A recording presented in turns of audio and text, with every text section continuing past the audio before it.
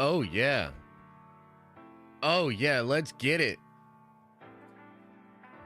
Welcome back to the Den of Nerds. I am Josh, and this is the Den of Nerds Daily, the daily show we do breaking down all the crazy rumors and news going on in the nerdy world. Wait a minute. I just realized I don't have my glasses on. You probably didn't recognize me. Okay, yeah, there you go. Now we're good. What's up? I fucked that one up. Anyway, welcome on in, everybody.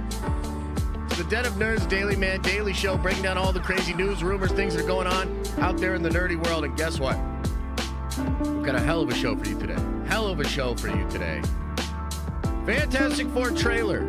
Official numbers coming out from Disney. They're pretty good. They're pretty good numbers. So we're going to break that down. We'll get into that. Talk about the comparisons to Superman, comparisons to other Marvel stuff. Ooh, it's pretty crazy. So we'll get into that. We have massive reports about the MCU X-Men coming from Jeff Snyder, and there's casting bits about the plan, Russo involvement, shooting in 2026, a lot of stuff to get into. I want to get into everything that Jeff said in his report, gush about the X-Men. It's a glorious day when we get to talk about the mutants and the X-Men coming into the Marvel Cinematic Universe. So we're going to get into that. And I want to put it in context with some of the other things, some of the other reports and things that are out there with the X-Men.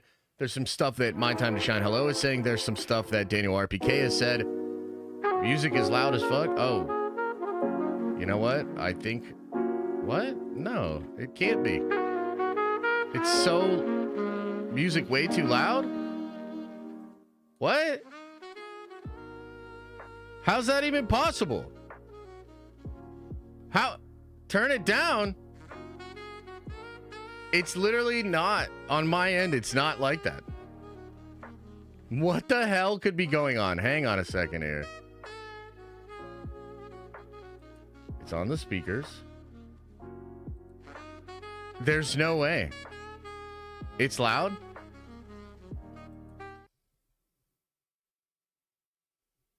I mean, I have no idea why it would be so loud. Like, I honestly think you guys are lying to me. Why are you gaslighting me like this? The music is not loud. It wasn't loud the entire time. There's no fucking way. Now your voice is too loud? Guys, it's better because the music isn't on. You're telling me right now that when I play this, I can barely hear it. Hang on. Yeah, I can barely hear it. And now you're saying the music's too loud.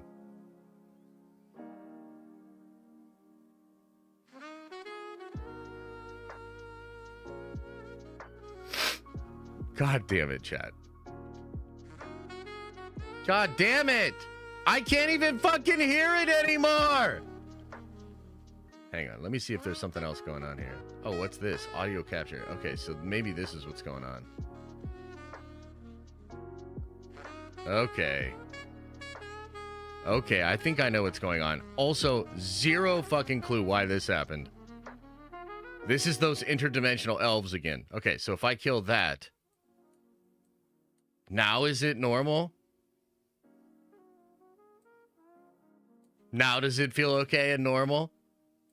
Why would it do that? Why would it put like a whole new audio capture thing? That doesn't make any sense. Huh. Great. Amazing. Wonderful. Love it. Why would it fucking do that? Why would it add? And here's the other thing that's really frustrating about this. Why would it add a new audio source and then I can't hear it? I'm not monitoring it. So the only people that can hear it is you guys? That's brilliant. That's an incredible feature. W Streamlabs. You know, I'm going to lose my goddamn mind. I'm going to lose my goddamn mind. Now it's silent? All right, that was probably a little too loud. What the fuck? What the fuck?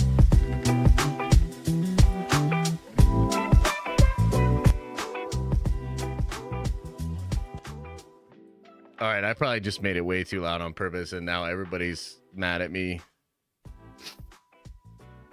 Yeah, sorry, guys. Sorry about that shit. All right, we're going to take it from the top, okay? We're just going to pretend nothing has happened, and we're starting it off, okay? We're going to pretend that good things are happening, okay? All right, here we go. 3, 2, 1. What's up, everybody? Welcome back to the Den of Nerds. This is the Den of Nerds Daily, the show we do daily, and it always goes off without a hitch. 0 technical difficulties every single day over here at 11 a.m. Breaking down all the crazy, nerdy stuff that's going on in the world. And man, there's a lot to get into today. We have Fantastic Four trailer numbers. We were wondering if they were going to tell us how many people saw that trailer and if it was a good amount or not. And they did. It's kind of interesting. So we'll break that down. We'll talk about it compared to the Superman trailer. We'll talk about it compared to the other Marvel trailers. What should we expect for the Fantastic Four based on these numbers? The main story of today, massive X-Men news. This is coming out from Jeff Snyder, and it's glorious. This is in addition to a lot of the stuff that Jeff has been reporting when it comes to the X-Men. A lot of little details inside his report, so I want to get into that. It's a glorious day. Anytime that we have to break down the X-Men, absolutely love talking X-Men. It's one of the most hyped up things Marvel has going on. So any little bit of detail information that we get about it, I'm going to break it down, and you know we're going to talk about it here on this show. It's exciting, man. I also want to put that into context. There's some stuff coming out from Daniel RPK. We can kind of fit that in with the rumors that Jeff Snyder is talking about. I want to talk about the beef between My Time to Shine Hello and Jeff Snyder. She keeps saying all his stuff is fake or whatever, and we'll talk about that. That's going to be really interesting and exciting. And then we have to talk about some crazy Sony news. We basically have a report out there from the Cosmic Circus, okay? And the Cosmic Circus is saying that you won't get Miles Morales anytime soon because he's going to be a part of the Sony reboot, which is absolutely goddamn ridiculous. But it is what it is, and we need to talk about it. So we're going to break it all down. And man, I just want to say too, there's like so much shit to watch, man. Like I would have loved to wake up early today and watch the first 3 episodes of Invincible. Invincible's out, and a lot of people are gushing about that season. I was damn sure that it was going to be awesome. Did this big video that basically nobody watched. What the fuck? Go watch my Invincible video. But I was excited, man. I'm excited to check that show out, and I'm also behind on Friendly Neighborhood Spider-Man. 3 new episodes of that? Dude! When am I going to watch all this cool shit, you know? When is there time? I've been so busy. So I haven't watched those things, just in case anybody was wondering. Wanted to ask me anything about it. Looking forward to watching some of that stuff tonight. Maybe when baby goes to sleep, we'll be able to watch Invincible. Otherwise, I got to watch it on my own, man. You know, I got to watch it on my own because I'm craving it. And I already got some stuff spoiled on Twitter. If you're a fan of Invincible and you haven't seen the episodes yet, maybe stay off Twitter, dude. Spoilers flying around like crazy, which is kind of a shame. I think all of this could be avoided, by the way, if they just released it at a normal time. Like, there's no reason to release this at 3 a.m., and then I have to dodge spoilers immediately when I get up at like 6 or 7 a.m. Like, that's crazy, dude. So I'm very excited for Invincible. I think those episodes are going to be dope, and I'm looking forward to watching them and watching the coverage. But, man, what an L. Dropping it at 3 a.m. Holy, I think that's absolutely terrible. So, just wanted to throw that out there. Also, this Sunday, we will be streaming for the Super Bowl, okay? And the point of the stream on the Super Bowl is we're going to be looking out for all the dope trailers that come out. I was a little bit nervous about the Super Bowl because if you think about it, we got the Jurassic World trailer. We got the Fantastic Four trailer already. We're going to get a Superman trailer before the actual Super Bowl, right? And I'm like starting to get nervous and think, you know, what is exactly going to be shown at the Super Bowl? Like, what if there's no trailers whatsoever? Kind of reminds me of a Super Bowl stream I think we did a couple of years ago. I forget which one it was exactly, but there was a Super Bowl that we watched and we were expecting all these trailers and like nothing happened. I think maybe one small trailer happened and it was for like Disney Plus. And even though that was a miserable stream where we were just checking every commercial break and to no avail, hoping that a trailer had dropped, it was still a lot of fun. Like, we ended up having a lot of fun together, just hanging out, giving commentary. So I think Sunday's stream is going to be really cool. We'll hang out, we'll give commentary to the game, and we will watch these different trailers. I'm also going to do a thing where if people, and I don't know if anybody wants to do this, I've tried to make it expensive so that I don't die. But I have this hot sauce here that Daniel Ha made, right? And I actually have 2 big containers of it. And it's the Sinister Six hot sauce with the Carolina Reaper, Dragon's Breath, Trinidad Scorpion, the red habanero, red Scotch bonnet, and the ghost pepper. I'm terrified of this hot sauce. But I figured in the spirit of celebrating and doing funny content during the game, maybe we'll do like up to 8 different wings with this sauce. But you have to super chat $50. So if you throw $50 into the stream, I will eat a wing with this super hot sauce. But I have to put a limit on it. Like, I don't know how many I could technically do before like my guts start falling out. Like, what do you think? How many do you think I could handle? Like maybe 6 maximum? I don't know. You tell me, chat. That seems like a lot of pain. And it'll be funny, and I'll appreciate the supports. Is 50 enough? Should I make it like 100? I don't know. You tell me. But either way, we're going to do something like that for the Super Bowl stream, which should make it extra fun. And, yeah, so I'm looking forward to that. That'll be fun, man. Come on by. Just 4? At least 10? Oh, God. I don't know. That seems crazy. That seems crazy. I would say a max of 4 to 6 for sure. It depends on how much sauce you put on them. Yeah, that's true. I guess that's a good point. 50 what? 50 American dollars. $50. We talking wings? Yeah, a little bit. We're talking wings. Okay, chat. Appreciate you guys being here. Let's get into this. I have a ton of stuff to talk about today, and then we're going to break into Q&A later on in the stream. And I'm excited to get into Q&A because there's a lot of cool stuff here, a lot of stuff to talk about. But first, let me just kind of get through the news for everybody here. So I think let's start by talking about the Fantastic Four trailer. Okay, so over here we have the first official look at the numbers for the Fantastic Four trailer. This is coming from The Hollywood Reporter. We'll look at the actual article here in a second. It says the Fantastic Four teaser trailer received 202 million views in its first 24 hours of release. For comparison, Spider-Man No Way Home's teaser, 355. Avengers Endgame, 289. And then down here you have people bringing up the Superman thing for 250 million views for Superman. Okay, so let's look at the actual article here just to see officially what the statements were from Disney. And then I'll give you my take on this. Is this good? Should we be celebrating it? We'll get into it. The Fantastic Four First Steps trailer flies to a phenomenal 200 million plus views in its first day. The inaugural spot for the movie scored one of the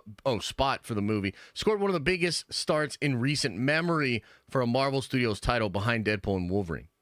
Talk about a successful rocket launch. The first trailer for the Fantastic Four First Steps flew to 202 million viewers in the first 24 hours across all platforms to mark one of the best liftoffs for a Marvel Studios title in recent memory, behind the record-shattering Deadpool and Wolverine. The cast members, Pedro Pascal, Evan Moss-Bachrach, Joseph Quinn, and Vanessa Kirby, traveled to the U.S. Space and Rocket Center in Huntsville, Alabama, to assist in unveiling the first glimpse of the movie, which aims to reboot the iconic comic book franchise. Kevin Feige's Marvel Studios gained control of the Fantastic Four series after the Disney-Fox merger, including full rights to Deadpool. According to Disney, the trailer launch in Alabama drew the most views ever for a Marvel YouTube live stream, in addition to becoming the #1 trending video on YouTube. Let's stop for a second there and just mention that. I guess that's awesome, right? I mean, you know, you can't really complain about that. I think there's probably multiple factors here. And I think that, look, I'm critical of having a big time thing and then putting an hour-long timer on a thing. And then, having the interview and having all of that. I was pretty critical of that immediately. I was critical of it yesterday. But I think we have to admit that at the very least, that created a focal point, a talking point. People, did get up early for that. And so I think in a lot of ways it was probably considered a success. I think they could take that same idea and replicate it in the future with just a tighter production, Maybe the countdown is a part of that, but it was pretty feel bad to wake up, look over at the stream, and realize you had to wait an entire hour longer to get the trailer. I think it's interesting, though, and, we'll talk about the Superman comparison in a little bit here. There was a lot going into the Superman thing, and Gunn, of course, showed it to the press before actually releasing it. There was a lot of buzz built up over time for it, and it performed the way that it did. You can see that the studios are trying to tap into interesting ways to build that momentum, to have a big launch for these big trailers, and it seems like it was a success here. The Fantastic Four First Steps trailer launch was also a top tender on X. Oh, Trender probably is what they meant. Formerly known as Twitter. All told, social media volume hit almost 500,000 higher than any Marvel trailer outside of Deadpool 3, which debuted during the last year's Super Bowl game. The First Steps spot teases a retro future world and an impending threat from Galactus, one of Marvel's most famous antagonists. The movie, which opens in July, blah, blah, blah, blah, blah. Okay, so pretty wild. Official Disney says it was the highest viewed live stream and the #1 trending YouTube video on YouTube. And according to Disney, 202 million viewers in its first 24 hours across all platforms. So, couple of things to keep in mind with this. Number one, this is less than Superman. Let's just start there. That's probably what everybody wants to talk about. Oh, Josh, it's less than Superman. Oh, man, what are you feeling? What are you thinking? It's less than Superman. I mean, look, I want to know what you guys think, so let me know in the chat, and we'll get into it in the Q&A section as well here, right? But to me, I'm actually surprised that it was that close. Just from what I saw, I felt like there was a lot of buzz for the Fantastic Four trailer.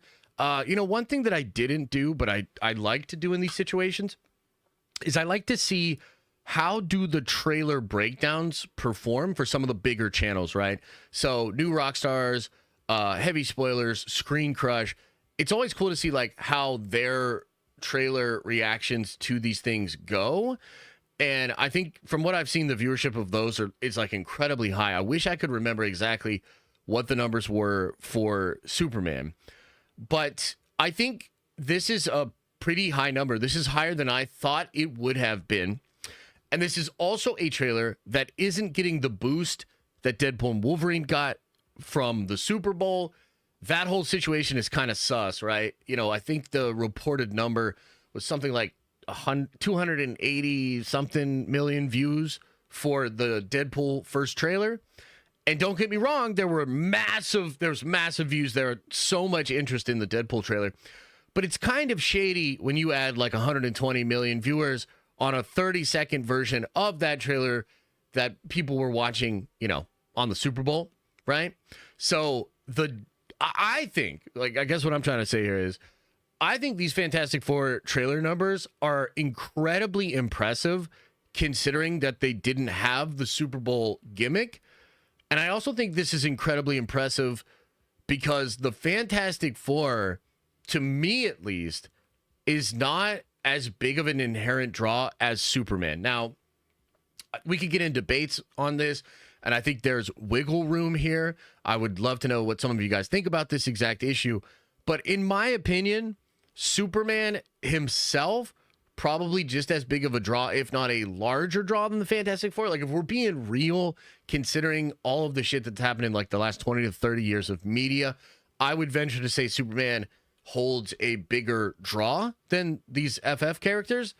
And I also think because it's James Gunn and it's the reboot and everyone was like, dude, like, we got to know, what does the DCU look like? There's so much more inherent interest built in to the Superman trailer. So I don't know, maybe it's just cope, right? Maybe I'm just huffing on the copium. But in my opinion, these are impressive numbers.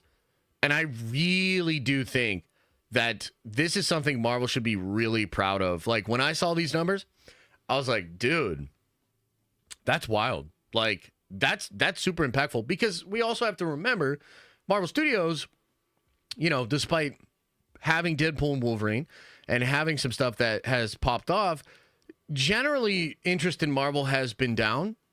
The trending box office for the movies has been bad, right? I mean, that's the whole, other than Guardians 3, which was kind of an outlier, you see a big trend down, which is why they recalibrate a lot of things.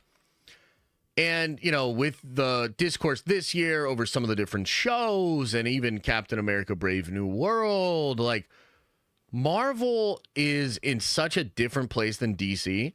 And I think the question specifically with Marvel and with regards to the Fantastic Four is Marvel Studios capable of making new stuff in the MCU and promoting it in such a way as to bring a large amount of attention and interest from the already built-in audience that they either once had or they still kind of have access to, right?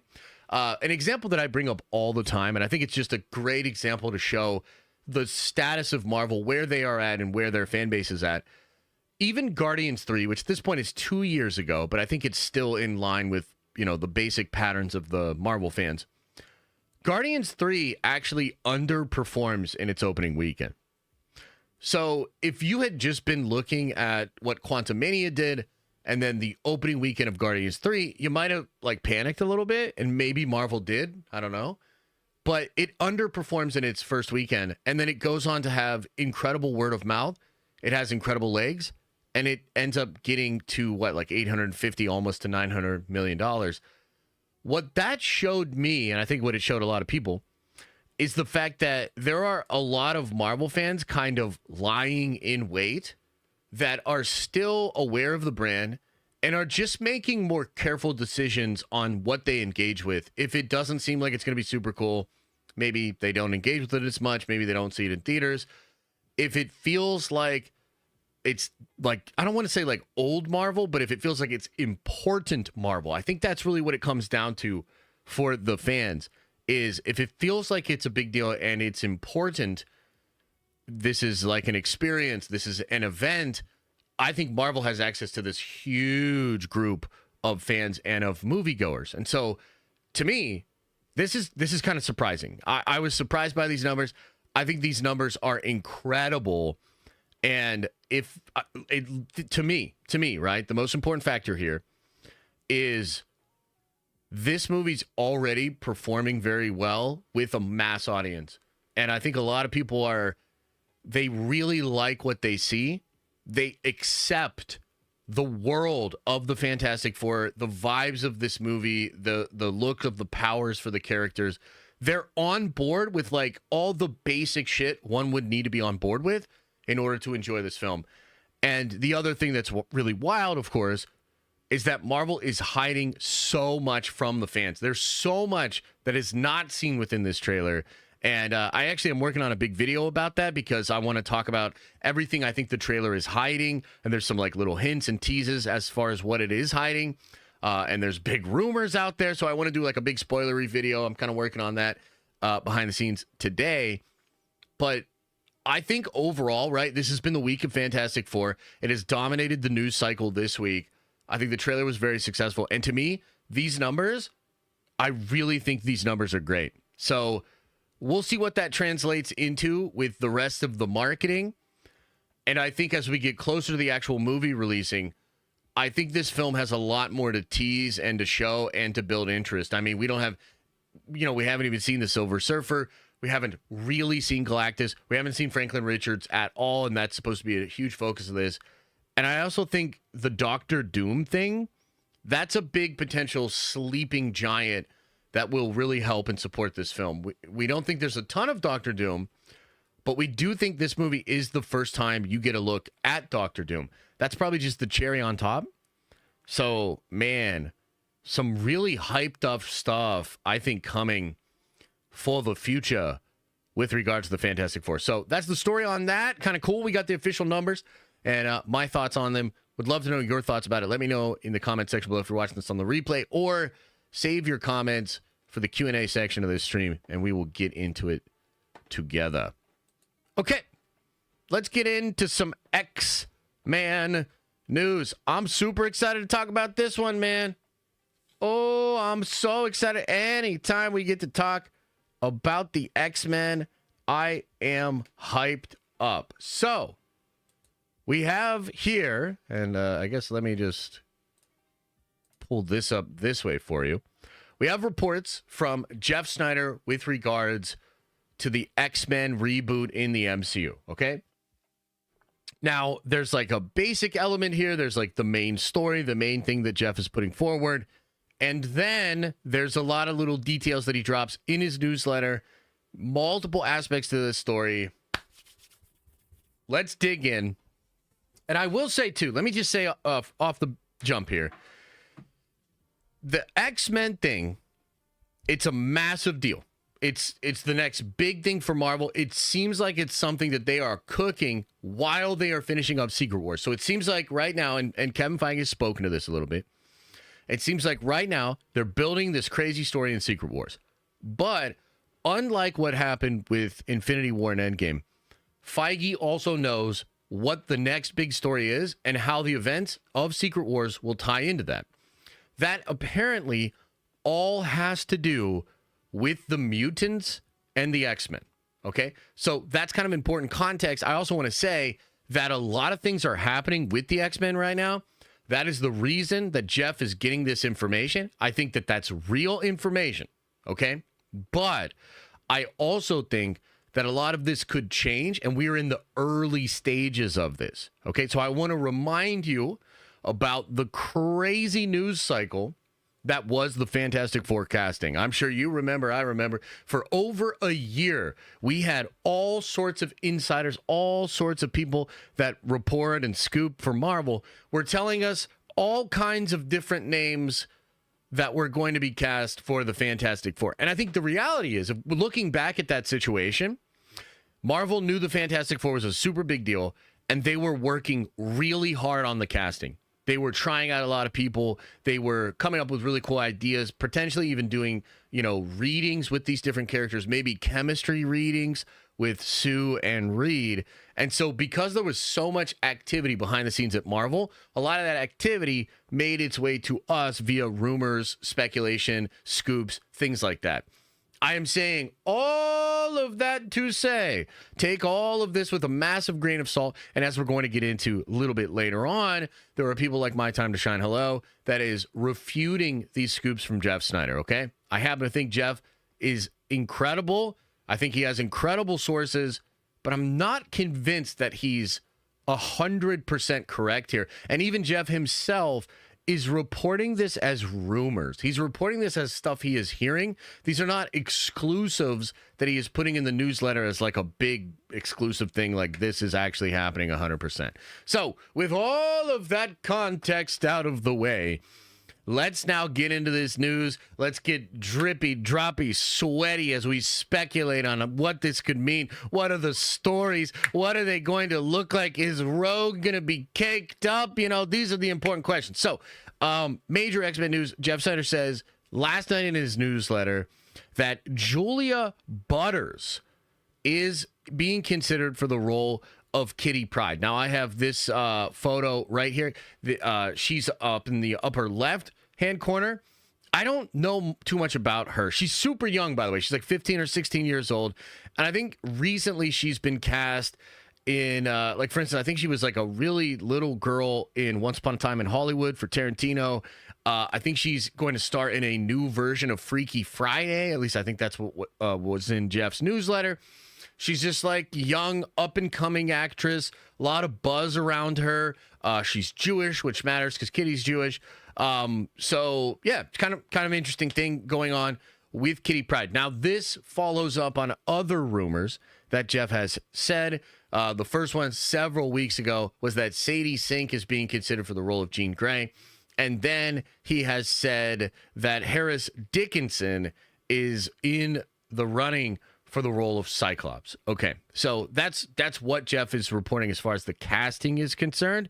Now, there's a lot to get into within the casting, and then there's other stuff that Jeff says in his report too. So let's start with talking about how she's young, okay? And I think she's the right age for what Kitty Pryde should be. And you know, there's another report out there from Daniel that's saying that the members of this team are likely to be cast between age 20 and 30. Okay? And you might be like, well, wait a minute. She's like way younger. Does that contradict what Daniel said? Not exactly, because I think what Daniel's referring to is the established members of the team are going to probably be between 20 and 30. Okay? Kitty, however, being a lot younger, by the time this film comes out in 2027, she'll probably be 16, 17, maybe 18, you know, depending on when the movie actually comes out. But that's measurably younger than the rest of the entire cast. Now, the reason that is important is because Kitty is going to replace the character of Jubilee from like the old X-Men stuff, and especially if you remember the early episodes of the X-Men animated series. What do I mean by that? It means you'll have an established team of X-Men that have been working with Charles Xavier's, you know, they've sort of earned their stripes, they've been on multiple missions, and I think Kitty Pryde will likely be a new recruit to the team. And this is fun, man. And I think that the character of Kitty Pryde, if it ends up being Julia Butters, again, I'm not super familiar with her work, but her pedigree is obvious. She seems like a really good actress. Whoever they get for Kitty Pryde is going to be very important. That's a really important character because it's the kind of the character that the audiences can sort of vicariously live through as the adolescent that's going through all these changes and then finds about this team of mutants and is recruited. This is a really important aspect of the X-Men, right? Like, it's a school ultimately, right? Charles' School for Gifted Youngsters, and he brings on like a bunch of really young mutants and X-Men. Obviously, he has the actual X-Men team and the training and all that sort of stuff there too. But having a young recruit that is brought into this world of the X-Men is a tried and true formula. It has worked for multiple iterations of the X-Men. And so therefore, I think that Kitty is really important. And I think they're doing the right thing by going after really high pedigree actress for that role that is a lot younger than the others. Now, as far as the team themselves being in their 20s to 30s, I buy it, I believe it, and I think it works. It's interesting because there was another report from Daniel that suggested that we won't see an origin for the X-Men. That's kind of wild. Okay, that is kind of wild. I'm kind of trying to wrap my head around that, because what that would mean is that the X-Men are potentially already out there in the MCU. And if they're out there and you've got a Scotty Summers that's something like, let's say 26 to 30 years old, because I think that's how old Harris is. I think he's 26. That would mean if he was recruited when he was 16, it would be 10 years ago in the MCU, which would mean that the X-Men, at least some version of the X-Men, has been established for over 10 years in Marvel, which is kind of wild. I mean, that would be interesting because we have not seen them at all. And there are a lot of theories as to what is going on with the X-Men in the 616, right? And, you know, there are some people that think, oh, well, maybe they've been around and Charles Xavier is just hiding the memory of them, kind of like a Hogwarts situation. I've heard this brought up a lot in the fandom. The X-Men could be here, they could be operating, and yet they're just starting to be known to us. They've been operating maybe in the shadows, or perhaps Professor X is wiping the memory of all these people. So that's potentially a part of it. I suppose the team itself could be just being formed around the time of like Doomsday and Secret Wars. Because if you think about it, with Adamantium first being introduced to the MCU like this year, all the way in, what was it? I guess in the MCU 2023. That's pretty wild. Doesn't seem like we could have a Wolverine in the MCU without Adamantium. Maybe Adamantium already existed and there was like another Celestial event or something like that. But I'm basically trying, and maybe you can hear the gears inside my brain kind of clanking as we try to figure this out.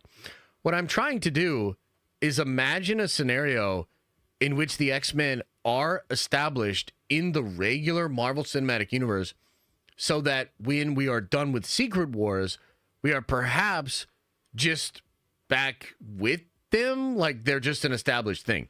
Because otherwise they're going to have to explain, where does this team come from? Now, man, we're really on one. We're really on one here, and we're getting super sweaty and nerdy, so just hold on. Hold on. Let me take you through another thing that could be going on, which I think would be nuts. What if we're looking at the cast of X-Men that exist in a different universe? Walk with me on this. Technically, we are doing that with the Fantastic Four. We are experiencing a different universe, at the very least, a parallel Earth to 616, maybe the fifth dimension, Earth 1612. Who knows? Either way, that Earth does not seem to have other superheroes. That Earth has the Fantastic Four, and we believe that version of the Fantastic Four will be brought into the MCU proper via Doomsday and probably Secret Wars, and they'll also remain the Fantastic Four team in the MCU after the reboot. Okay, so we already know, at least rumored, that's the plan with the Fantastic Four. Well, why not do that with the X-Men? And technically, right, we know that we're going to get scenes with Kelsey Grammer as Beast and a Charles Xavier and Maria Rambeau and Monica Rambeau. They are all a part of the post-credit scene for the Marvels, and it's heavily rumored that we will see that post-credit scene paid off in Doomsday. And so the way I'm thinking about this news is like, there's really only two ways this could be going. Either on the one hand, there just is a younger team of X-Men that exist in the MCU. And they're already out there, and for whatever reason, they have not been around during like the Thanos event and all this other shit. Like maybe they were doing something else. They were really busy. I don't know. Maybe they're playing Warhammer. That's one option. The other option is that the X-Men team that we're going to see in Doomsday, that's connected to the universe with Kelsey Grammer Beast and the Marvels and all that, it is possible that that team is going to be introduced with these new young X-Men.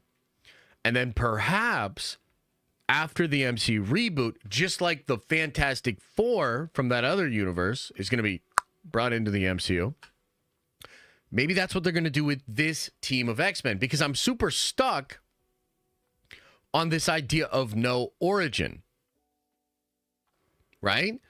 Like, and the only way I can kind of make sense of it without an origin is either it's already going on and it was just hidden from all of us, or it's a part of a separate universe. So I wonder how you guys feel about that. You know, that's pretty crazy, because another thing that Jeff says in his newest newsletter is he continues to say that they might appear before the X-Men movie. Okay? So he continues to report that these casting decisions are happening right now, potentially because they're actually going to show up in Doomsday and Secret Wars. Now, that's really interesting. Let me skip all the way to the end where we have somebody like My Time to Shine saying that this shit isn't true, right? So I talked to My Time to Shine about this, and I said, what's your freaking deal? Why are you beefing with Jeff? And she was like, who's Jeff? And I was like, you know damn well. Point is, I was like, why don't you think this is real? You know, Jeff's really reliable, in some ways more reliable than you, Shine. Jeff not only shows his face on social media, he apparently was willing to show all sorts of different parts of his body, including his appendages. So, like, why should I trust you, Shine, over Jeff Snyder, who's willing to bear it all in the sense of his scoops and shit? You know what I mean? And I think where she's coming from is that it's too soon. I think she thinks it's too soon for discussions, too soon for these kind of casting choices, too soon. And that's even if the movie is going to shoot in 2026 and be ready for 2027. Okay?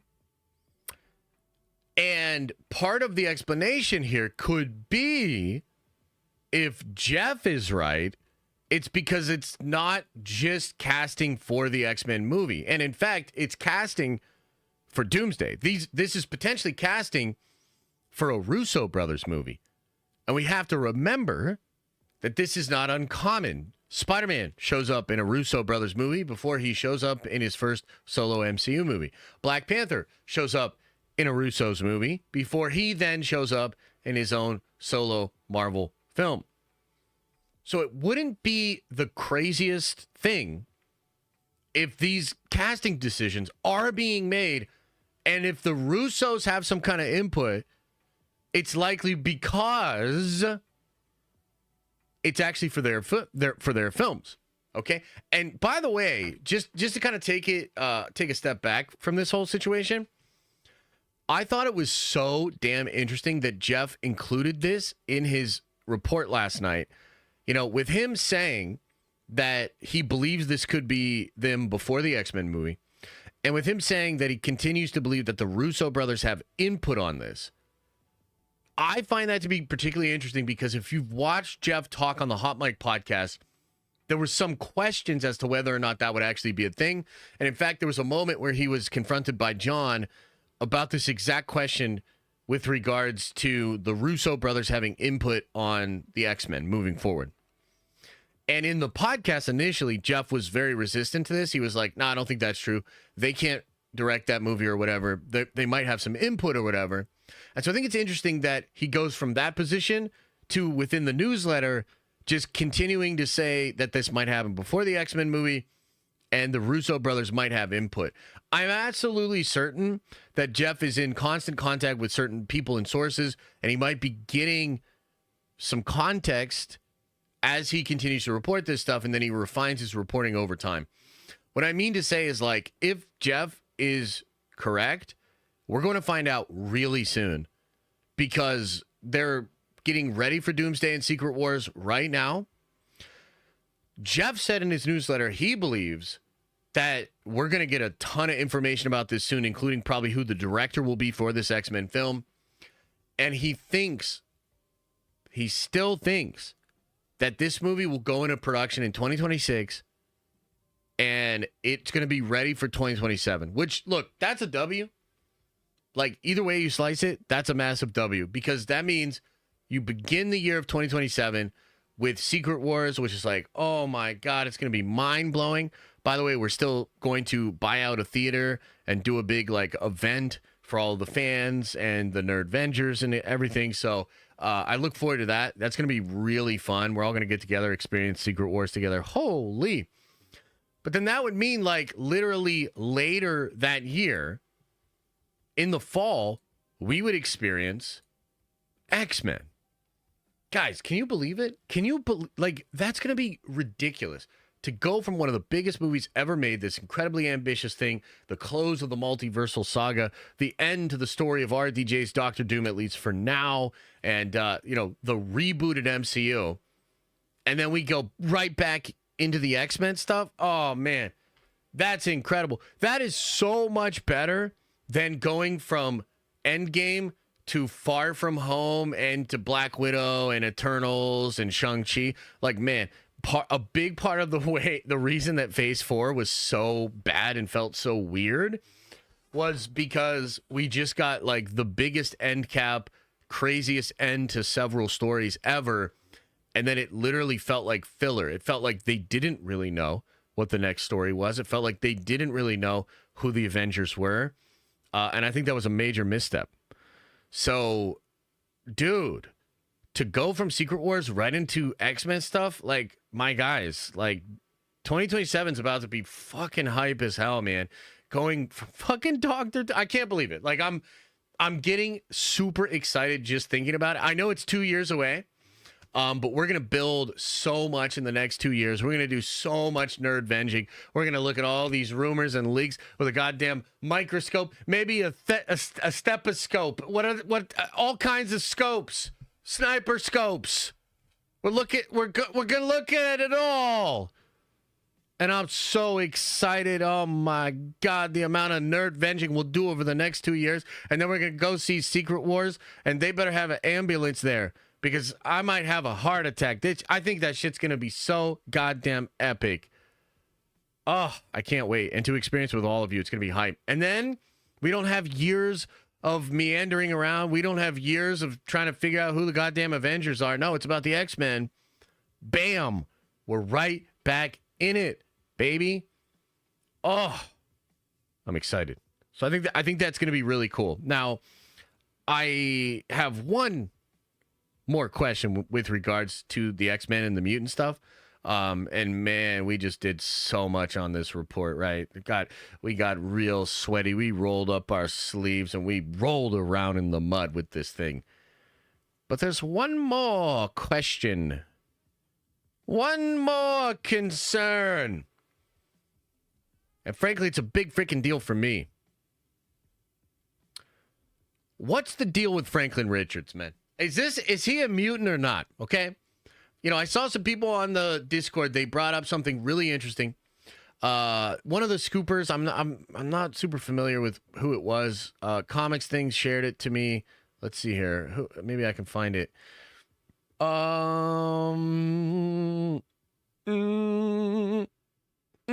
Divinity Seeker. That's who the scooper was. And I don't think Divinity Seeker has like an incredible track record. I don't normally talk about Divinity Seeker scoops. But one of the things he said was that it'll be confirmed that Franklin Richards is an Omega level mutant in the Fantastic Four movie. Okay? And guys, I can't think of a more perfect way to combine the craziness of the Fantastic Four with a new status for mutants and potentially the stuff that's going to happen in Secret Wars and Doomsday and then leading into the mutant saga. I think we need Franklin to be an Omega level mutant. And I hope that's a big part of the plot and a big part of starting to build the mistrust for a lot of different characters when it comes to the mutants. So we don't even know if every character will remember Secret Wars when we're done with it and we go back into like the regular 616 canon. But I would expect some characters will. And it seems like Franklin Richards is being set up to do some crazy reality warping stuff, potentially be a big part of how they're able to fight against Doctor Doom. And I think he's also going to be used to reestablish the MCU, to bring back the 616. He's a part of the soft reboot. And I wonder if after that happens, if there will be a bunch of characters, maybe even the Celestials themselves, that view the mutants slightly differently now. And what if that's all because of Franklin Richards? That would be fascinating. So I'm really hopeful within this big report here for the X-Men. And at this time, when X-Men are on the horizon and we're getting so excited about how this story could take place, you look at a character like Franklin Richards, and man, there's just a lot of potential there. So I'm really, really hoping that they make Franklin Richards a mutant, that they make him an Omega level mutant, and that he's a big part of Secret Wars and Doomsday and setting up the status for mutants as we move forward. So a lot of exciting stuff. A lot of exciting stuff when it comes to the mutants, man. We went over a lot there. A lot of it coming from Jeff Snyder. Again, take it with a grain of salt. I believe Jeff. So let me just say this. I actually think Shine is wrong. I'm not saying that all of these actors will 100% be the actors. But as far as this idea that, like, Marvel is not talking to anybody right now, bullshit. Like, they're getting out in front of this, and at the very least, I think they are looking at potential, and they're probably looking at, like, typecasting, too. So, you know, if we go all the way back to when Guardians 3 was, there were a lot of rumors coming out for Guardians 3. There was a casting grid that went out that said Marvel was trying to look at a Zac Efron type character for the role of Adam Warlock. And I remember Gunn came out and like debunked it super hard, and he was like, if I wanted Zac Efron, I would have just got Zac Efron or whatever. But like, you know, he was using double speak and he was lying. The reality was that was actual documentation from Marvel, and they had casting directors on notice looking for people that were Zac Efron type for the role. And ultimately we get the guy that we got. So I think at the very least what's happening here is Marvel Studios is identifying the qualities of certain really famous and popular actors, and they're like, this is the type that we are looking at for these roles. It just matches up too much with other things like the stuff that Daniel was saying, the timing, which I totally believe, as I think they are trying to get this thing done in 2027. So I believe these reports. I think these are real. That is not to say that these exact actors are going to end up getting the roles, but I don't think Jeff Snyder is just pulling this out of the ether. I don't think Jeff is just making this up. I mean, think about how ridiculous that would have to be. Jeff is just looking at young actors and thinking of what roles they could be. I mean, he's not even a nerd. He doesn't even understand the qualities of these characters beyond what he's seen in the movies. That seems very unlikely. So that's not what's going on. Jeff is hearing stuff. And I think what he is hearing is something that is happening. So it's, yeah, this is a wild time, baby. X-Men!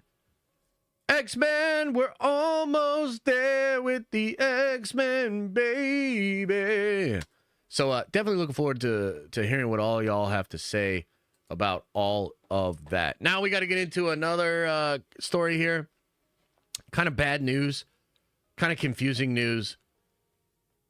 And you know what? We got to talk about it as a community. So it's a rumor.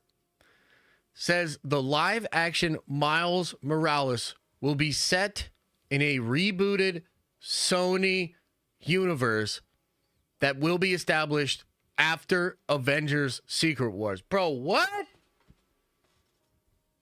Bro, what? I thought Sony was done fucking around. But apparently not. Okay, so let's look at this rumor just a little bit more closely here. I'll show you where this actually comes from. We'll talk about what exactly Alex said, and then we'll speculate on what it means, okay? So buckle up your buttholes. Here we go. So this was posted on the Cosmic Circus. By the way, a lot of really cool stuff coming out. They did 2 Q&As in January over at the Cosmic Circus. Really cool info in there. I'll break some of it down in videos, etc. But this is in regards to a question that Alex was asked, because we're hearing a lot about this Champions show. They have sort of killed the idea of the Young Avengers, and now it's just going to be Champions. And believe it or not, and I frankly had trouble believing it, but believe it or not, there were some comic book fans out there that liked the Champions. Chat, first of all, can you believe that shit? Like, I'm not trying to gatekeep. I'm not trying to, like, say you're lame and shit like that. But that's crazy. I can't believe it. People actually like Champions. And with regards to that, some people liked Champions so much that they're mad. What a world. What a world. They're mad that Marvel has killed the Young Avengers and is doing Champions, because to them, Champions needs to have Miles Morales, Sam Alexander, and Riri Williams. Okay? So this is all just set up here, okay? We're not really that interested in the Champions, frankly, but it's important for the context here. Alex is asked about this, and he's like, what the hell, man? Where's Sam Alexander? Where's Miles Morales? And so let's look into the answer here. Alex says, Champions is a better fit for the name than Young Avengers because most of the heroes on that team right now are going to be in college or older in their comic counterparts when they first started. It has to do with Riri and Kamala joining, since they weren't a part of the OG Young Avengers lineup. But no, Miles won't be a part of Champions lineup, and neither will Nova, Sam Alexander. Reasons why is Miles, according to information I currently have, so please take this with a grain of salt, is going to be set in a rebooted Sony universe that's set to be established after Secret Wars. Let's read that again. Reasons why is Miles, according to the information I currently have, is going to be set in a rebooted Sony universe that's set to be established after Secret Wars. Meanwhile, we're still years away from seeing Sam, since Nova will only introduce Richard and a couple of the Nova Corps team. Wow, wow, wee wah. Okay. So, what this means. Oh, man. Okay, so what this means is that Sony is going to reboot their Spider-Man universe after Secret Wars. That's according to the information Alex currently has. You know, we don't know how solid this info is, but that's wild. This was something he was hinting at, a possibility. Like, I remember a couple of these reports where Alex said they'll be back to their usual shenanigans, but hopefully they take advantage of the reboot, speaking of the MCU reboot, to do something new and cool. And so it seems like this is the decision they've made. And, we know, due to the failure of Kraven, the animal rights activist, and Madam Web, the movie about a bunch of TikTok chicks, we know that Sony has failed and that ain't nobody going to watch their shit. Okay? New VP in there of development. They lost the CEO over this. They had big plans for their Sony thing, and it's not happening anymore. For the next couple of years, they're just going to focus on collaborative work, which includes Spider-Noir, which, by the way, I'm still so excited for Spider-Man Noir. Oh, man. Spider-Noir is going to be lit. And they're doing that on Amazon Video. They, of course, have the threequel to Beyond the Spider-Verse, the last chapter of that animated project where Miles will show up. That's going to be really cool. And then they're probably just doing like Spider-Man 4, and that's going to take a lot of their energy. That's technically a Sony Marvel movie that they're going to make together. And look, that movie's going to be a big deal. A lot of rumors about it. It's in the Battle World setting, potentially in a universe that Doctor Doom creates. A lot of craziness.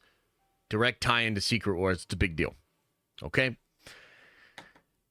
We were all wondering, of course, what's the next move, man? What are they going to do after that? Are they going to continue to do shows like Spider Noir? Are they going to just bring the Sinister Six back and all of a sudden Morbius hanging out with Kraven, hanging out with Michael Keaton's Vulture and all that sort of shit, right?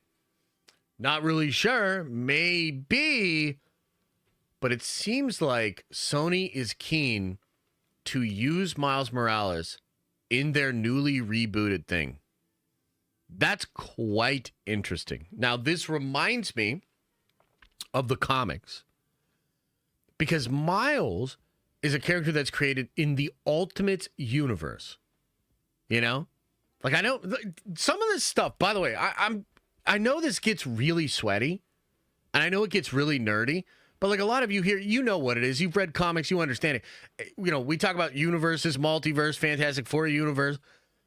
The bottom line is Miles Morales, incredibly popular character, is created in the Ultimates universe, okay?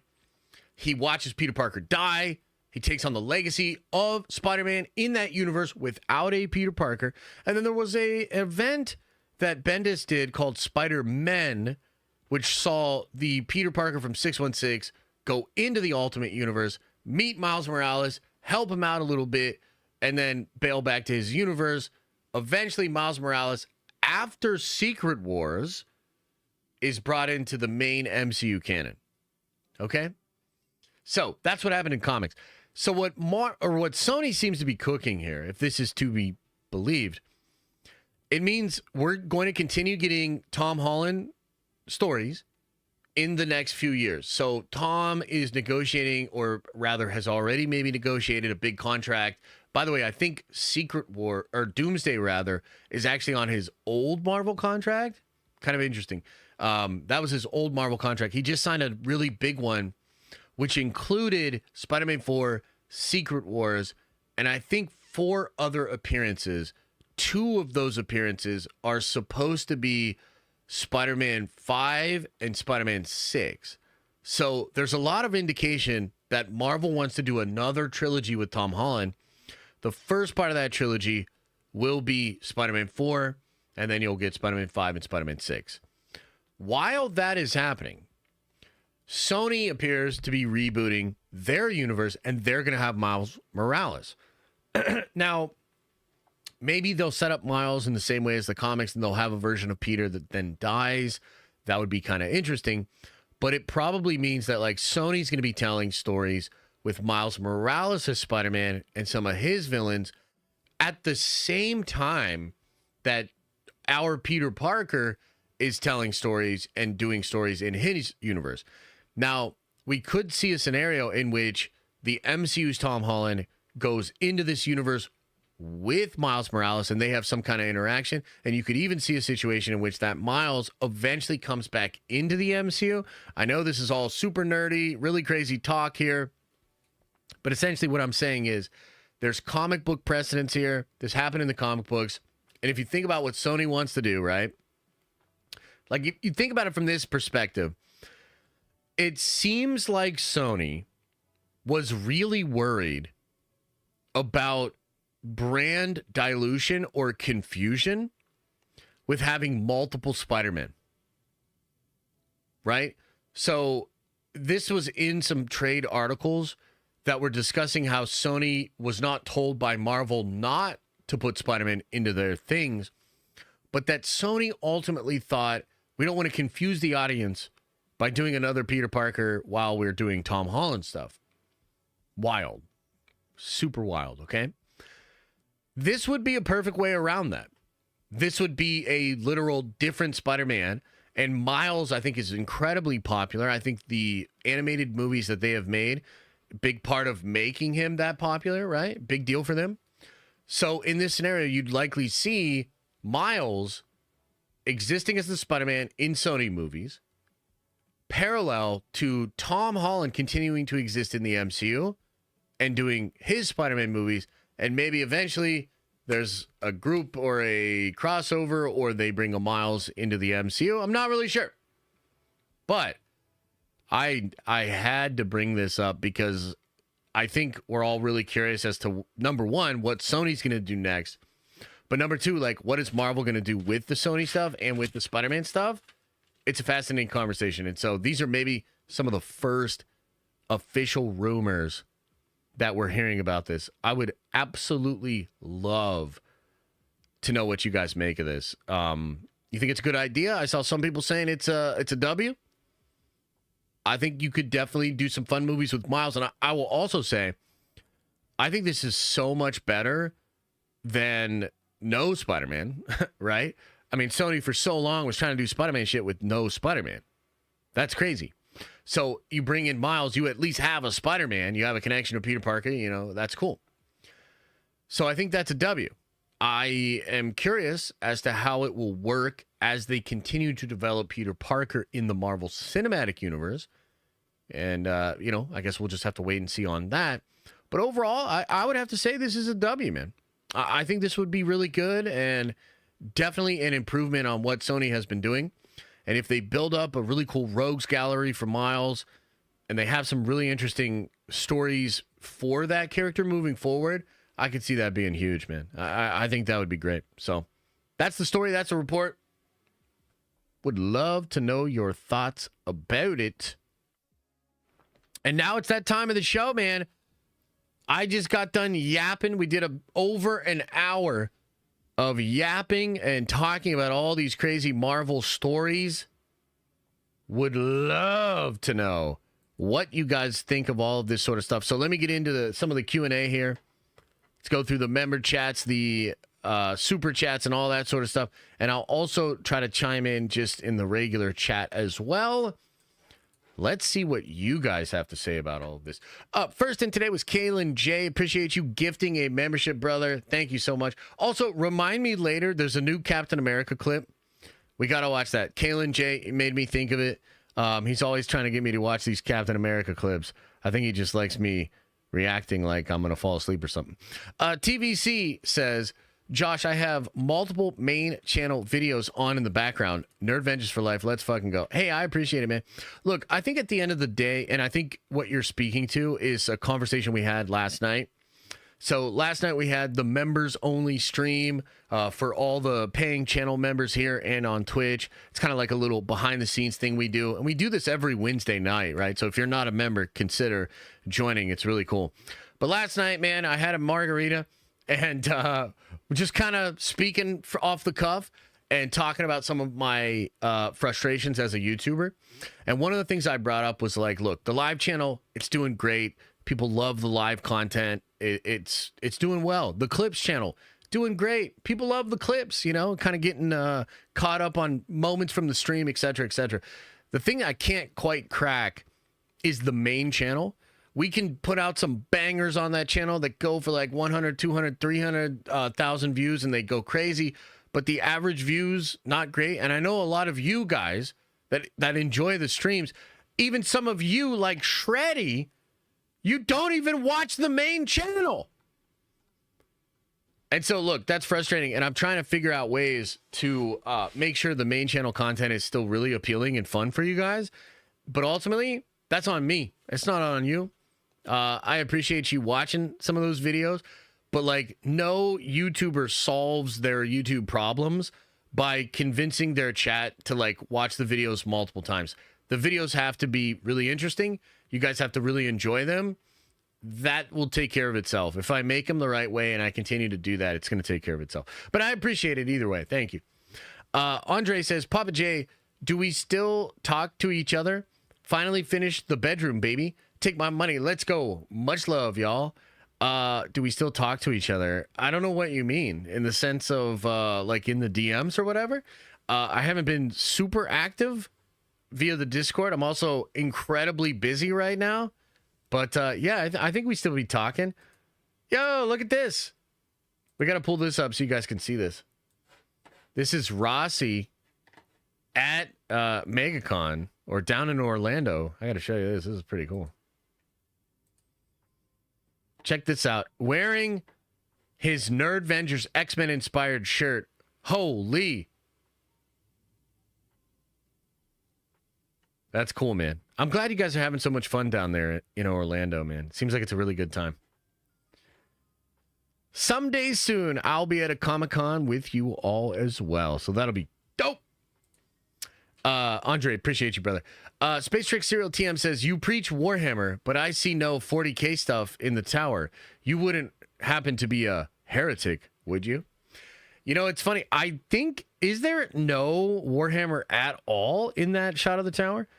When that was being made, and I think it was Elijah, shout out to Elijah that made that for us. I was probably first getting into Warhammer. I know he put some stuff in it. Like there was a Land Raider in one of the shots. But yeah, we'll have to fix that up, man. We'll have to get some Warhammer stuff in the tower. Faux show. Chris Listenfeld, appreciate you, brother. Gifting a membership. That's always nice to see. Dallas Davis with a 5 spot here says, Josh, love the streams.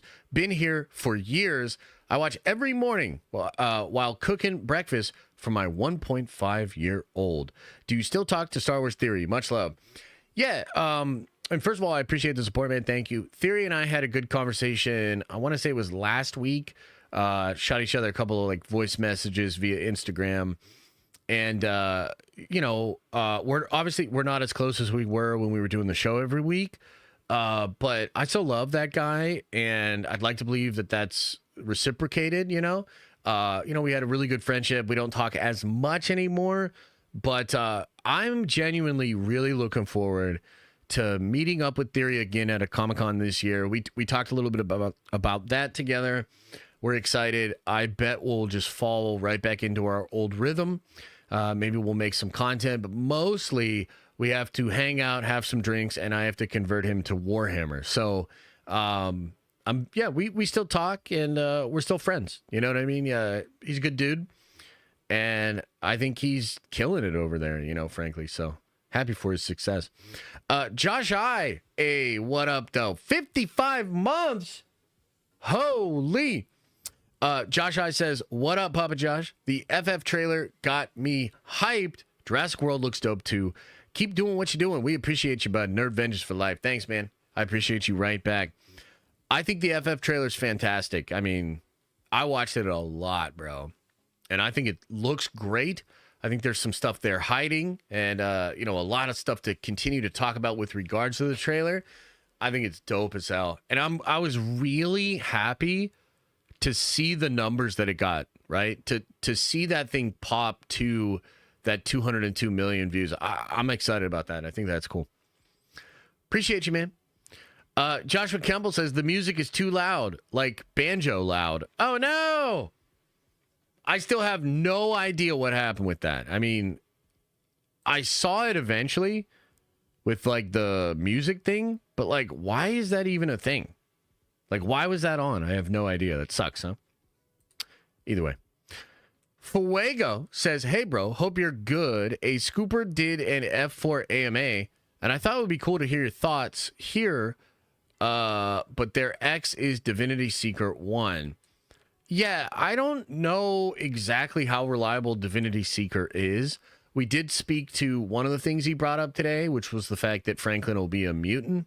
And I think that's a big deal. So I'm really hoping that's true. But yeah, I mean, what else did he say or whatever? Or can you just link me his thread, maybe in the Discord, and I'll check it out? Darth Maniac, appreciate you, brother, says, Josh, can you tell me your top 3 favorite factions in Warhammer based on how cool you think their lore is? Ooh, okay.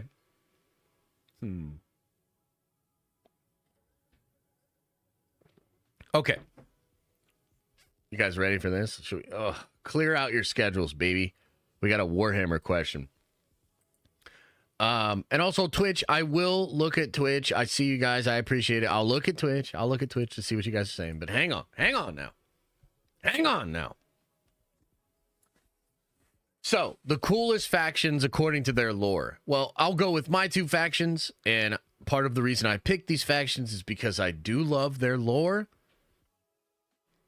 First one will be the Adeptus Custodes. I'll do a real TLDR. I'll do a TLDR on this, okay?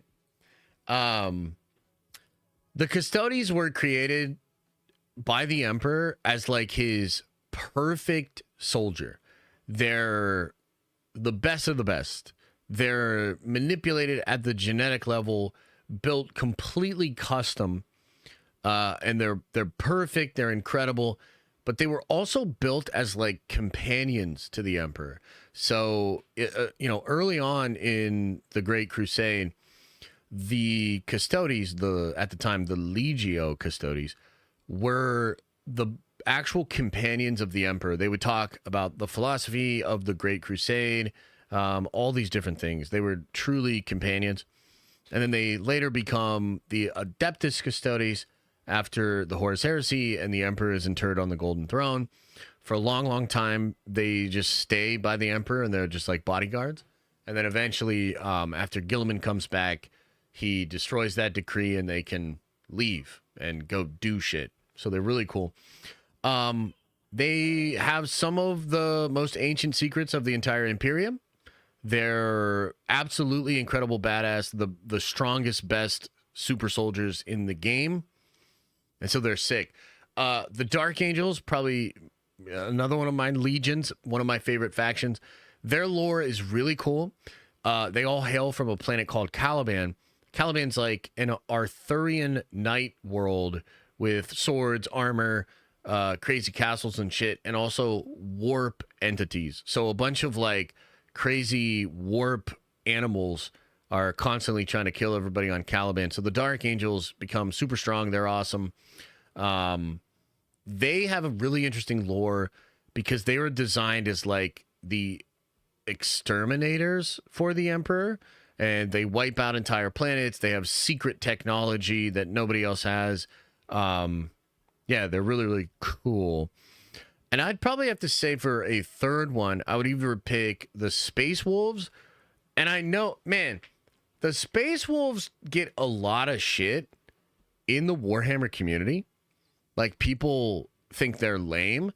I think the Space Wolves are awesome. And Andres, appreciate the gifted, man. Thank you so much. What I will say is the Space Wolves are badass, man. They're like Vikings. And Fenris is just such a cool planet, and they're very hardened. Also, Leman Russ is badass. He's literally raised by wolves on that planet.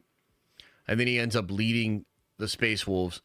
And when the Emperor arrives on Fenris and reveals himself to Russ, Leman tells everybody, like all of his warriors, he's like, you guys can become Space Marines if you want. You can not and just stay as people of Fenris. You can do like a half between thing, like Luther from the Dark Angels. He doesn't go full on Space Marine, but gets some enhancements. And literally all of the warriors decide to go through the process of becoming a Space Marine. And a surprising amount of them survive. And so the initial legion of Space Wolves is mostly just actual soldiers that were on Fenris. And they're so badass and they're so hardened that they're able to survive the process to become Space Marines, which I think is pretty cool. So I'd pick that. Or I could do a bonus one, and I could do the Grey Knights, but I'll spare you on that. I'll spare you on that, okay? John Solo, appreciate you with the $20 holla. That's very generous. Says, was a member on my old account for over a year, and then I lost everything on my phone. Trying to be more active in this community. Also, I think Brave New World is going to be solid. Nothing special. Just a placeholder spring summer movie. Well, hey man, I really appreciate that $20 holla. Holy, that's very generous. And since you're talking about Brave New World, I'd like to bring up a tweet. Robert Meyer Burnett, he's got a tweet. It's kind of blowing up right now. It's kind of blowing up right now. Check this out. Robert Meyer Burnett says, spoke with somebody I trust implicitly about Captain America Brave New World. He saw it, liked it, said it's seamless. Can't see evidence of reshoots. Said it felt more like a sequel to The Incredible Hulk. Mid-level Marvel film, but respectable. No Winter Soldier.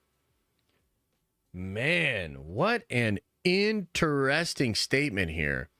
I am really not sure how to think about this. I mean, when I initially read this, I was like, oh, he's being pretty positive on it. You know? He's like, I spoke with somebody I trust. They like it. Said it's seamless. Can't see the evidence of reshoots. Felt like a sequel to The Incredible Hulk. But then he says mid-level Marvel film, but respectable. No Winter Soldier.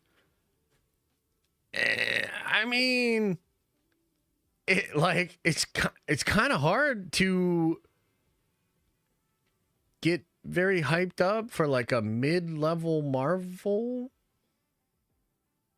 film.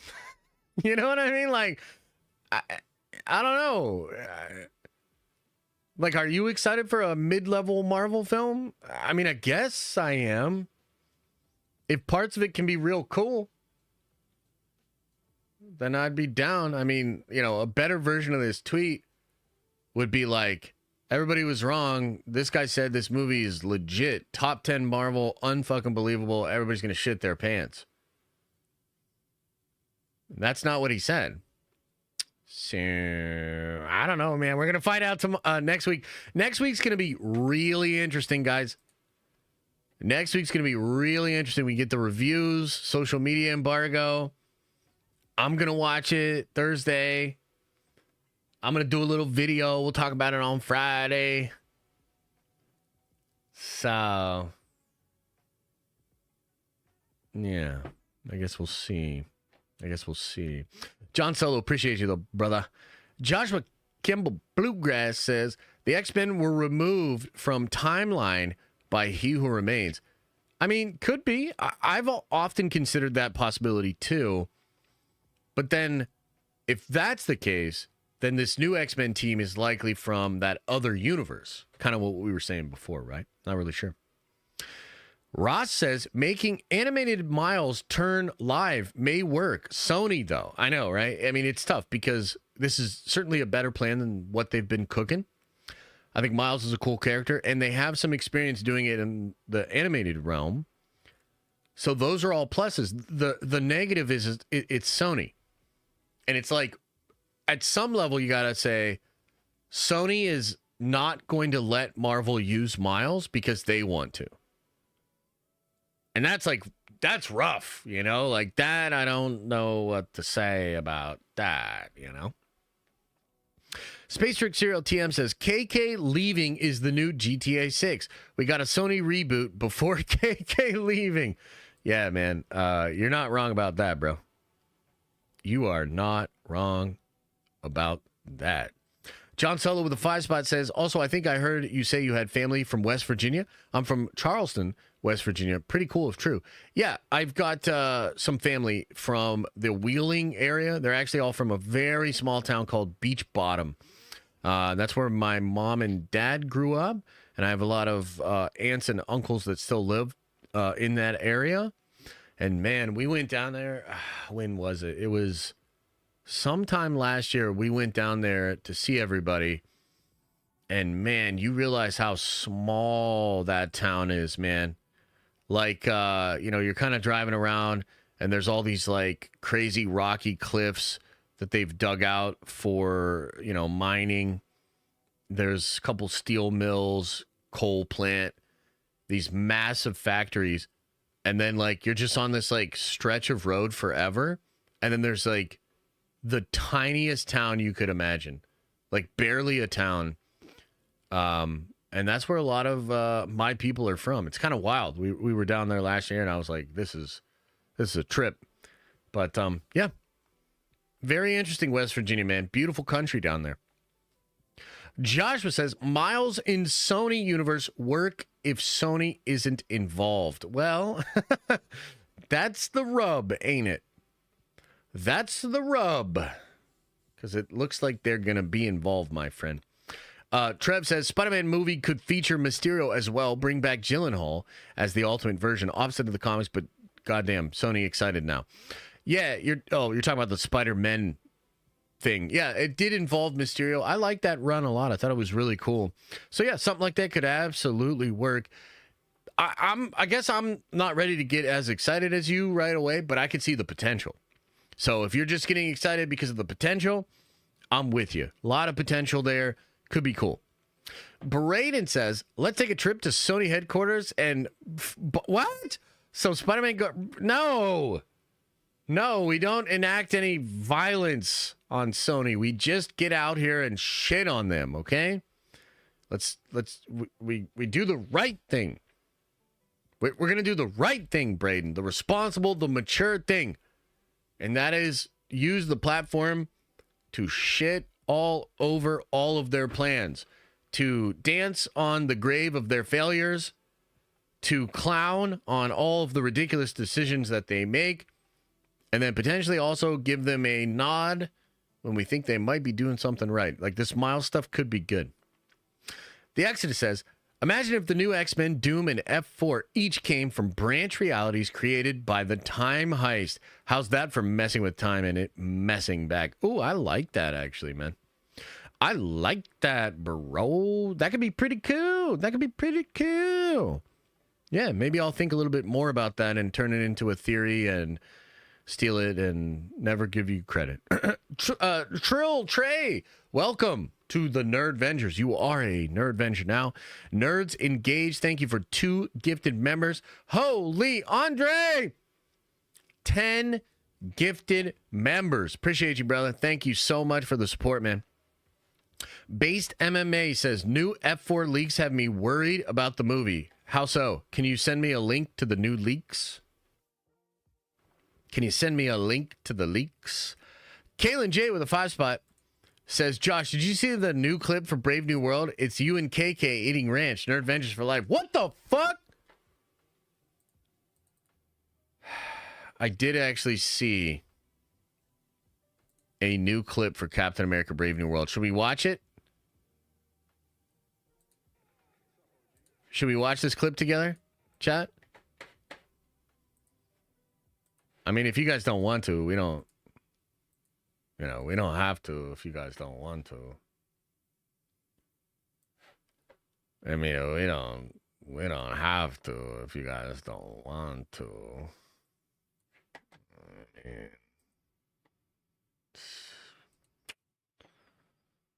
I mean, we don't have to. What's up, OG? Who's the pretty boy? Pretty boy? You can tell Gramps about me? I'm the new Falcon. No, you're not. I am. It's Joaquin Torres. Been working with him for 3 years. I haven't figured out how to shut him up yet. So what are we doing here? Orthopedics? How to relearn how to walk after you break a hip? Oh. What's up, OG? Who's the pretty boy? Pretty boy? You can tell Gramps about me? I'm the new Falcon. No, you're not. I am. It's Joaquin Torres. Been working with him for 3 years. I haven't figured out how to shut him up yet. So what are we doing here? Orthopedics? How to relearn how to walk after you break a hip? Oh.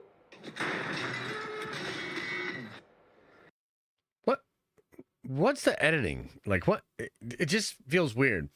I mean, you know what the worst part of this whole thing is? When Sam says, no, you're not. Like, the way he delivered that line is, like, so whiny. Listen to this. What's up, OG? Who's the pretty boy? Pretty boy? You can tell Gramps about me? I'm the new Falcon. No, you're not.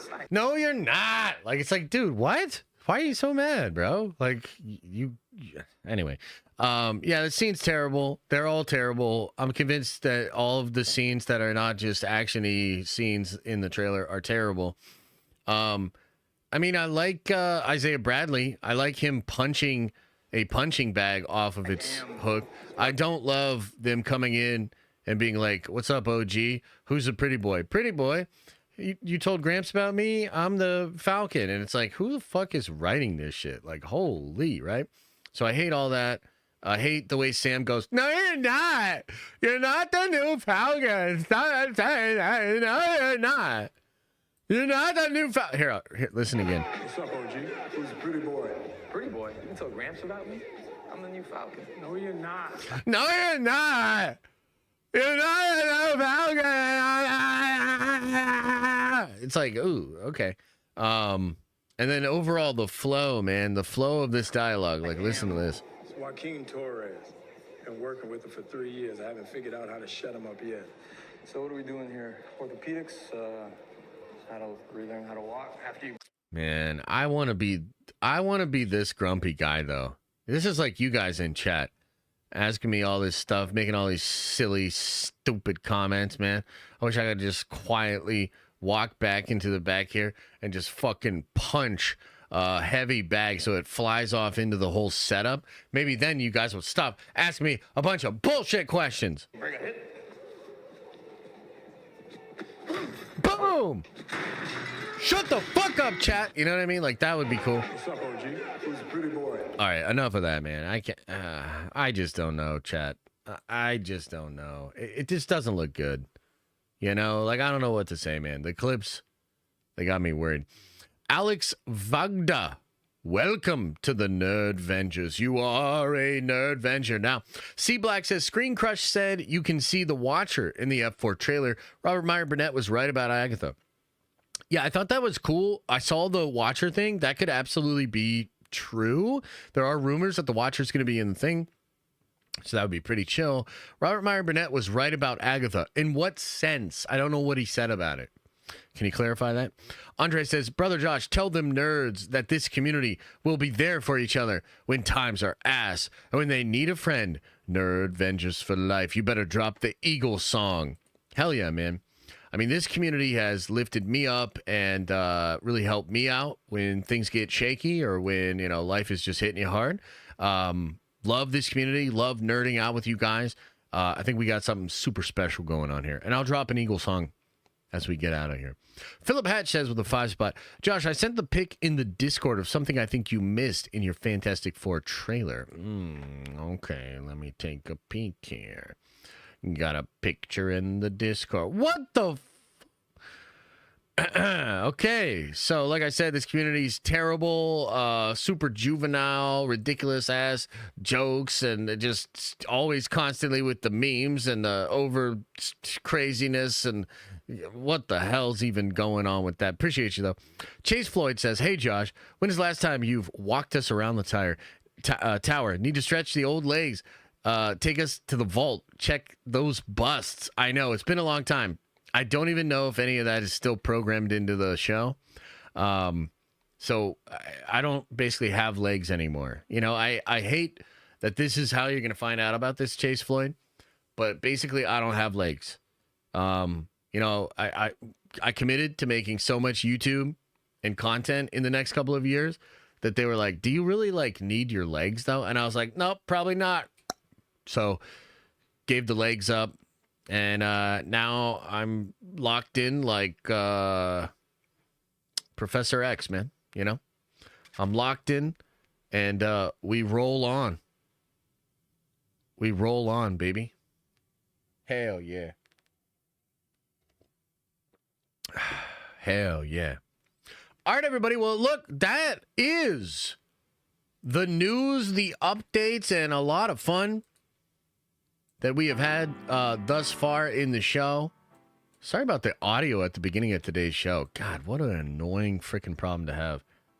It's all these interdimensional elves, you know, coming in, messing with the stream and shit. No fun. No fun. But you know what is fun? Hanging out with y'all, man. Hanging out with y'all, getting excited for these Marvel shows. It's been a crazy week of Fantastic Four coverage. 202 million views in the first 24 hours for the Fantastic Four trailer. Incredible. Definitely more real than the Superman views. Get that out of my face. You know what I mean? So that's cool. We got some stuff with the X-Men. Very excited to break that all down with you guys and hear your thoughts about it. A lot of cool stuff going on with the X-Men. And then even some Sony Spider-Man news today, too, with Miles Morales, etc., etc. Very, very good show. So thank you all for being here. I appreciate it. And as I always say, I hope you are having an awesome and a nerdy day. And I'll see you in the next video.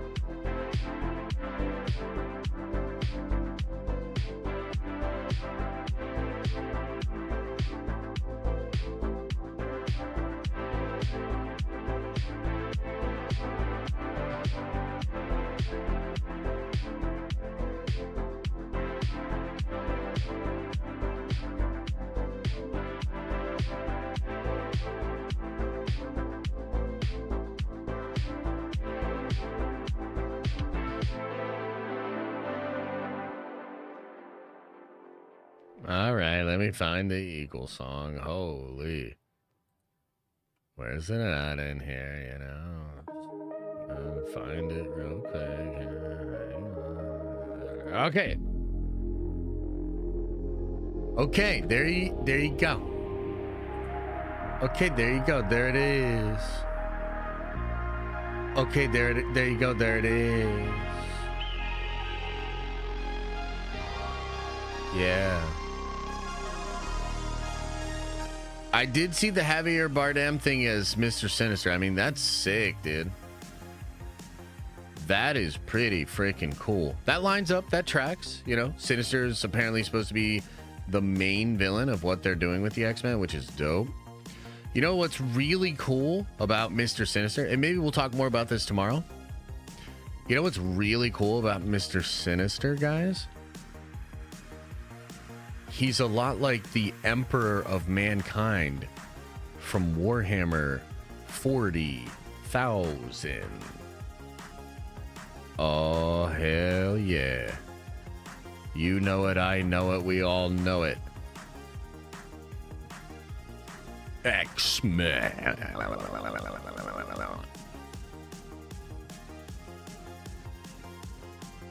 Warhammer.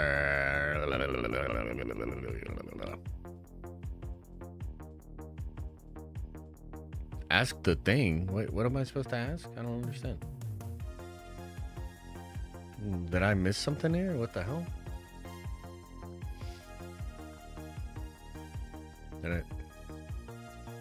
Am I missing something here? What the hell? Oh, right, yeah. Is everybody gone? Did everybody leave? Leave. Oh, another happy landing. And I appreciate you all being here, man. I really do. I'll see you guys tomorrow. Videos dropping. Streams dropping. Pants dropping.